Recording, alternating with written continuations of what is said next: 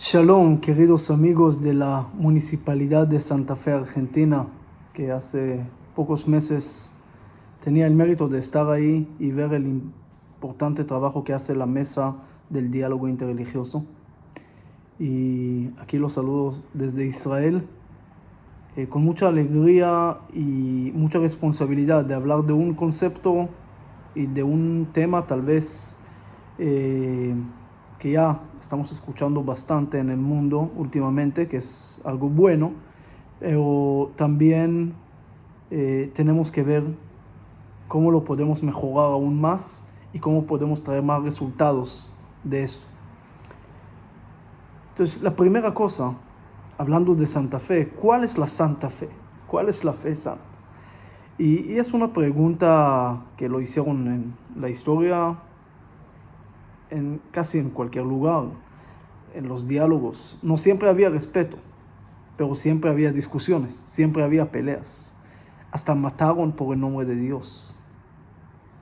Y una vez cuentan sobre Saladino, en el siglo XII, que le preguntó a un rabino judío: oye, dime una vez cuál es la religión correcta de las tres monoteístas, los judíos, el islam o el cristianismo. ¿Cuál es la religión correcta? Y el rabino, como no sabía qué responderle, porque si le va a decir el judío, entonces se va a ofender. Si va a decir el islam, va a decir, oye, conviértete al islam. Si va a decir el cristianismo, también va a ofender a Saladino. Entonces el rabino le dijo: ¿sabe qué? Te voy a contar una historia. Resulta que había un señor que tenía un anillo muy especial, muy valioso. Pero aparte de su valor, también tenía una cosa más. Traía paz y bendición y luz a la persona que lo traía. Y esa persona tuvo 3 hijos y casi 120 años ya estaba por irse. Y ahí no sabía qué hacer, porque 3 hijos, un solo anillo. Entonces un sabio le dijo y hizo 2 réplicas más. Y le dejó a cada uno de los hijos uno y se fue. Ellos empezaron a pelear porque sabían que hay un solo anillo original. Quiere decir, cada uno dijo: el mío es el original, el tuyo es la réplica. Y discutieron y pelearon y todo, hasta que llegaron al juez. Y el juez sacó el siguiente dictamen y dijo: aquel persona que trae luz y bendición y paz tiene el original, pero lo que pelea y trae problemas tiene réplica. Para mí ese es un cuento histórico, pero también tiene una enseñanza muy profunda.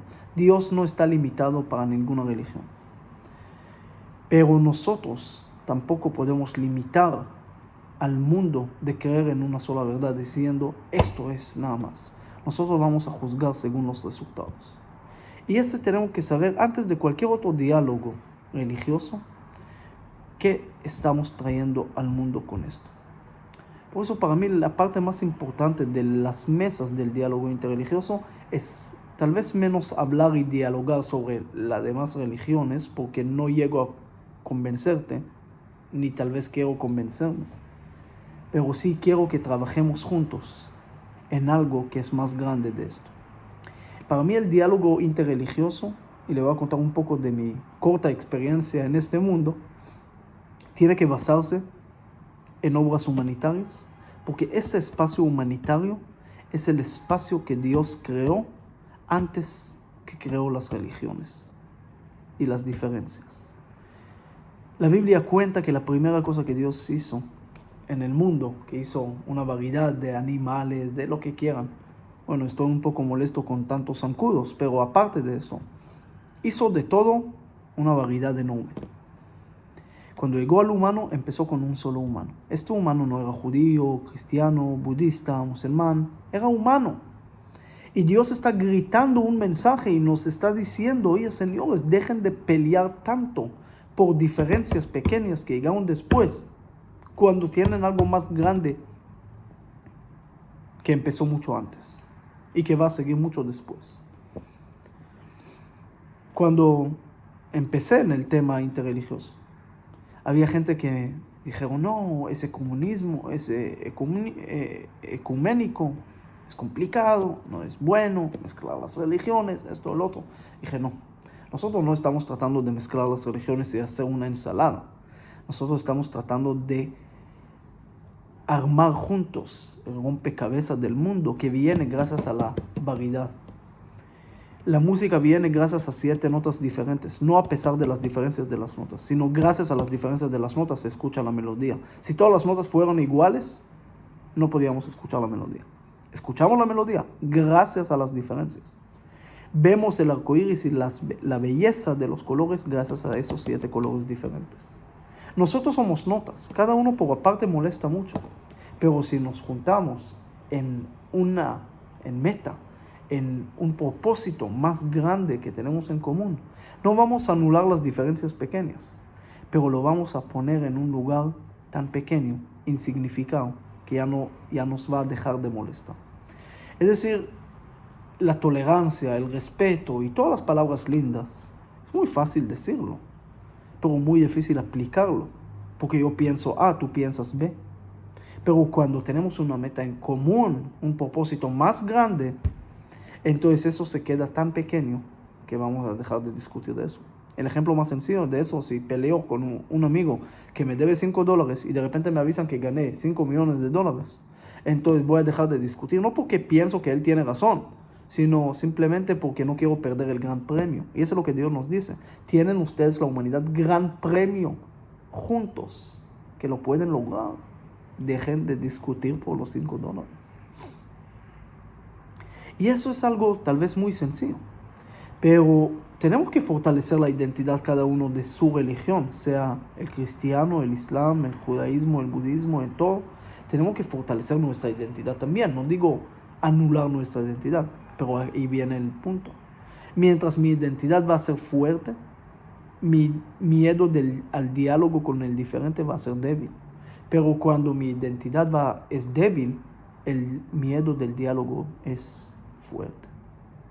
O sea, hay una historia que dice que Charlie Chaplin una vez vio a Albert Einstein y Albert Einstein le dijo: mira, te admiro mucho porque no dices ni una palabra y todo el mundo te entiende. Entonces Chaplin le contesta a Einstein y le dice: y a vos te admiro más porque dices tantas palabras y nadie te entiende. Las palabras se lo pueden entender, lo pueden no entender. Los religiosos y los líderes religiosos, rabinos, curas, pastores, sheikhs, qadi, imam, aprendimos a hablar mucho, a hablar lindo, a hablar bonito, a hablar no bonito, lo que sea. Pero las palabras no siempre generan el efecto. Tenemos que mostrar en acciones. Y gracias a Dios puedo decir que cada vez hay más gente que se unen a esas visiones de hacer proyectos juntos. Ya en 1 semana y media voy a viajar a Guatemala, El Salvador, Panamá, República Dominicana, con diferentes líderes religiosos de los drusos, del Islam, de los católicos, de los cristianos. Estuve en México hace 2 meses, en el Senado de la República, y me dijeron: tienes que hablar sobre el diálogo interreligioso.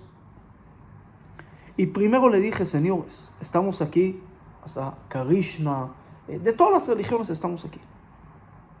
El hecho que estamos aquí ya es el mensaje más grande, sin decir nada, sin hablar.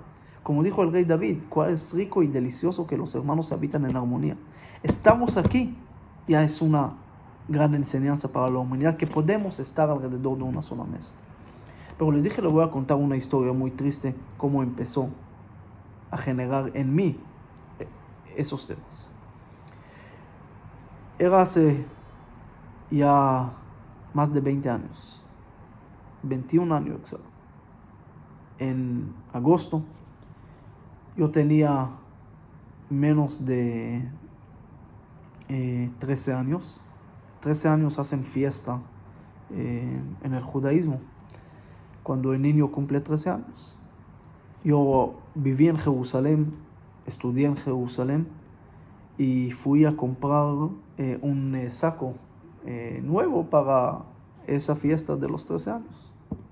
Era el Rehov, la calle de Yafo, en Jerusalén. Y ahí era más o menos a las 2 de la tarde, en el año 2000, me equivoco. Y ahí estuve en una tienda que vendían trajes y eso, y de repente escucho una explosión, un boom tan fuerte que hasta ahora no puedo olvidar de esto. Y ese era un atentado terrorista que dejó más de 15 muertos y 130 heridos. Yo llegué ahí antes que llegaron las ambulancias y todo. Estuve en una tienda, 2 tiendas ahí al lado, cerca. Y lo que vi ahí, sangre, y no lo puedo ni transmitir ni hablar. Me generó mucha confusión cómo de la religión de Dios llegan a cometer esos tipos de masacres. Y empecé a pensar que las religiones trajeron mucha sangre al mundo, en toda la historia. Y que tal vez es mejor alejar de la religión. Y me empecé a alejar. Me causó mucha tristeza. Pero después entendí que no las religiones traen la sangre. No las religiones traen los problemas, sino los religiosos que malinterpretan la religión. Ahí está el problema. ¿Cómo interpretas las cosas? Las palabras de Dios, como me dijo el Sheikh, no hay un lugar sagrado. El lugar más sagrado es el lugar donde naciste. Porque si Dios te puso ahí, tienes el propósito ahí. No hay una piedra sagrada. Tú pones el significado, tú pones la santidad. Tú también pones la santidad en tu fe. Porque si no lo aplicas correcto, estás en la réplica. Y empecé a entender que es lo mismo decir que los matrimonios, ese es el motivo número 1 de los divorcios, porque cada divorcio comenzó con un matrimonio. Entonces es un error óptico decir que las religiones están en todos los problemas del mundo. Y ahí empecé a decir y a pensar y a ver cómo se puede cambiar esa imagen que las religiones están en sangre. Y la única forma es, cuando hay oscuridad, es poner luz. Cuando hay destrucción, es poner construcción. Eso es lo que tenemos que hacer. Es lo que debemos de hacer. Y ahí, años después, cuando ya pasé diferentes países del mundo, diferentes lugares, y vi tragedias. Y ahí hay siempre esa pregunta si el humano es bueno de su nacimiento, como dijeron algunos, y como muestran algunos psicólogos, o como dijo el señor de las moscas, William Golding, que el humano es malo de su nacimiento, peor del animal. Y eso es correcto en algún momento de pensar. Ningún animal ha hecho campos de concentración, ningún animal ha matado y ha hecho genocidio por gusto, por odio, por inventar fronteras, inventar cosas y no dejar de pelear por lo que inventó él mismo. El humano ha sido lo más cruel y lo peor de toda la creación. Pero también hay esperanza, puede ser lo mejor y puede mejorar el mundo. Tenemos que entender que las religiones no tienen que hablar nada más que nosotros creemos en Dios, sino Dios cree en nosotros. Y este mensaje, que era tan sencillo, cuando pasó la tragedia de la erupción del volcán del fuego, y ahí un pastor me dijo, mira, vamos a hacer una oración por todos los damnificados del volcán. Y yo le dije las mismas palabras que Dios le dijo a Moisés cuando estaba en la partida del mar, en el mar rojo. Los egipcios están atrás, los judíos están aquí, el frente está el mar, alrededor está el desierto, los animales y todo. Y Moisés está rezando y Dios le dice, Moisés, deja de rezar, dile al pueblo que siga. Hay momentos de hacer, de actuar. Deja de preguntar por qué hay maldad en el mundo, empieza a actuar y a responder. Deja de molestarme, dice Dios, por qué hay maldad y por qué hay estas cosas y por qué Dios hace cosas malas a gente buena. Empieza a cambiarlo. Dios no quiere que entiendas por qué pasan las cosas malas. Dios quiere, ¿por qué? Porque si lo vas a entender, no lo vas a cambiar. Porque lo vas a justificar y lo vas a aceptar. Y Dios quiere que cambies las cosas. Cuando Moisés ve la zarza, ve el fuego, en otras palabras, ve el sufrimiento del pueblo y dice, Dios, si hay sufrimiento, ¿dónde estás tú? Y Dios le dice, yo estoy aquí, pero si te molesta el sufrimiento, vaya a apagar el fuego. No seas pasivo, sea activo. No seas Noé que aceptó el diluvio. Sea Moisés que peleó y logró cambiar las cosas.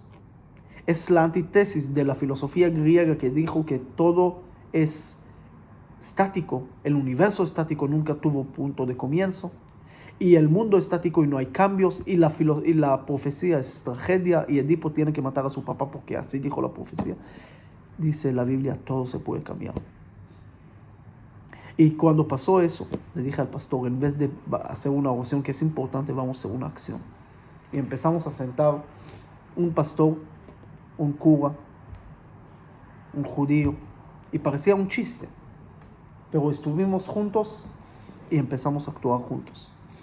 Logramos a construir la Nueva Jerusalén, lo pueden ver, una colonia que tiene más de 1000 casas, tiene colegio, tiene centro comunitario, tiene diferentes cosas, que todo nació sin mover dinero en efectivo. Y esa es toda la coalición humanitaria que logré fundar, pero no gracias a mí, sino gracias a mucha gente que se unieron. Alrededor, no de religión, no de palabras, no de oraciones nada más, sino de acciones juntos. Porque el niño que tiene hambre no le importa qué religión crees, en qué político elegiste o qué preceptos aplicas, le importa, él quiere comer. La familia que no tiene casa, quiere tener un techo. Y ese no tiene religión, no tiene política. Y eso es lo que tenemos que hacer, tenemos que mejorar el mundo, tenemos que cambiarlo. Entonces, gracias a Dios se logró esto y después se logró más cosas. Y ya, no nada más en América Latina, sino en Asia también, en Nepal, en Sri Lanka, en Tailandia, en diferentes países que estuve, en países árabes también como Kurdistán, Qatar, Arabia Saudita.